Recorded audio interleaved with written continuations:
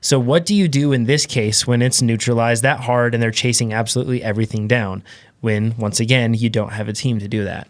I think he has to keep playing the same cards he was playing. He was covering attacks, hoping that he went with the right one. Yeah. I mean, if they keep sending a rider up the road, you just got to get lucky. Go with the right one. If they have that many cards to play, you don't know what's going to be the one that they're going to make a mistake.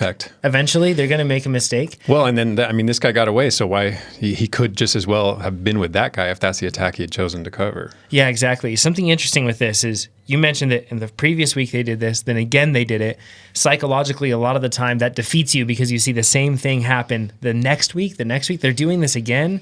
But their intention is to get one of those guys up the road and keep him there. So you just, you're gambling. And as a team, most likely, or they're just trying to cook everybody. That's a possibility. Yeah. As a team, that's exactly what, if I was on that team, I want you to think that every single week we are going to show up and do the same darn thing and we are going to neutralize you. Why wouldn't you? And you might as well give up, right? So why in the world would you think like what they want you to think like? Like, don't think that way. You can't give up. And no matter how many times somebody in that team of 5, let's say, somebody in that team of 5 that day is not feeling good, relatively speaking. And if you guys keep attacking them, keep going, one of them is going to make a mistake. They will not be able to counter your move. They won't be able to follow you, and it's going to happen. You just have to keep trying. You can't. Giving up is never a solid strategy. Yeah, every rider is beatable. Every rider is beatable. Every team is beatable. Oh, yeah, absolutely. Yeah. I was gonna. Never mind. I asked Pete this question, and he had some good thoughts. I have my own thoughts too, but one, Pete said that you got to. If it helps if you can know the competition of the team, sure, because they could be sending out composition. Yeah. Are these people the heavy hitters that are going out or not? And I've seen both happen with Mike's bikes. If it's a heavy hitter going out, you guys are exactly right. Like you got to get in a breakaway with that person. Totally. And then in my brain, if I'm in a breakaway with that person, if you think that you can win, or like if second place is your goal, who cares? But if you think you can beat this person, then you pull. But if you don't think you can beat this person, I actually wouldn't pull. Yeah, if they've got a team sitting back there. Yep. Yeah. And you don't think you can beat the person in the breakaway, and you really want to win, don't pull. I would just wait for the next one. No incentive to pull. You will frustrate that person to no end, and you say, yell at you, "Welcome to the club." Many turns, exactly right. Because you're doing that to me too. Yep. Jeff Linder just had a one with that where he wasn't pulling the breakaway, and I think it was a Mike's bike guy yelling at him. Yeah. Like, what are you doing? And I personally don't like that in a race when someone says those things, but it's going to happen. Like 100% going to happen, and you just have to be okay with it. And I feel, Chad, I think you're like this. You don't even need to explain yourself.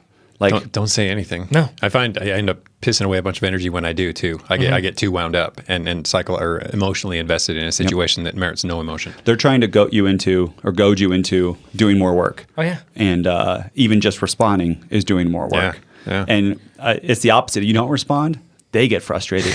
In that, let them build up the cognitive load. Why don't you keep yours low? There's a video we have of what to do when you bridge to a breakaway, and someone was yelling at me to do that, and I was just too tired to pull.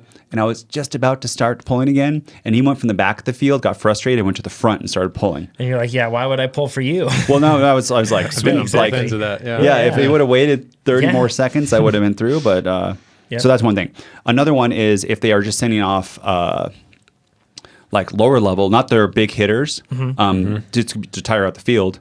Then kind of all the, like, you can just let it kind of go and you see it coming back, and you can kind of just tell of how far they get in front. With Mike's bikes, they're kind of fake attacks. Yeah, exactly. They're fake attacks, right? And they're trying to burn up the field. The other one is this is what Pete's saying too here, is sometimes though, they have 6 riders, they're all strong, and they're just covering everything for the sprint. It's frustrating, and it can be really hard to get away. And I wouldn't even, maybe there's the long bomb, but I wouldn't even use energy. It makes the whole race kind of boring, but I wouldn't use energy to go away if I know that 6 people are going to chase me each time. Well, it depends, though. I've seen really a good, strong group of riders be broken down by just a bunch of little gnats, so to speak, just constantly attacking those small things. And it depends on what you're racing for, right? Like, if you're there to just get caught up in the chess game and lose sight on the end goal, sure, don't attack. But I think that when you're racing, you should go for things, and you should try things. And if you don't win, but you tried extremely hard and you tried to break down that team, that's something you should be proud of. Yeah, And but I think in line with what Pete said, if you know the composition of the team, you know who you have to worry about.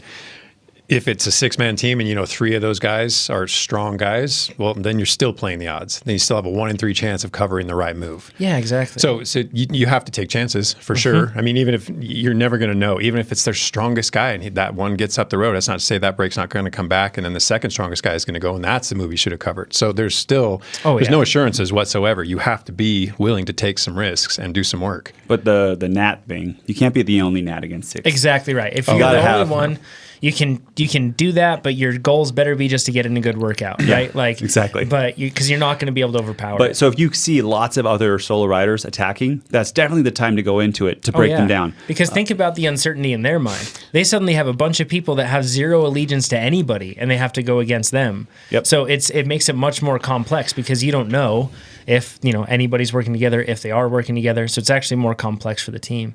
And that, I mean, a lot of that comes down to your relationship with the other riders and how you manage that. Because yelling at other riders to pull and to attack everything else isn't really going to be effective either. They have to be on the same page. I find it just happens or it doesn't happen. Yep. And when you have 20, it could be 6 versus 20 then, right? Yeah. And then they're trying to cover everything, and they yes. get super tired and they get burnt up.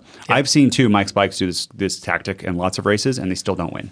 Oh yeah, totally. It's not a win's not guaranteed. Yep, exactly. Yep. And a lot of times too, if they're doing this the whole time, and then for the sprint, they're super tired. So if you've been saving it the whole time, and then you do either a long bomb or you're in better position for the sprint, because they've been covering moves and attacking the whole race. Yeah, and ideally they have one guy reserved for the sprint.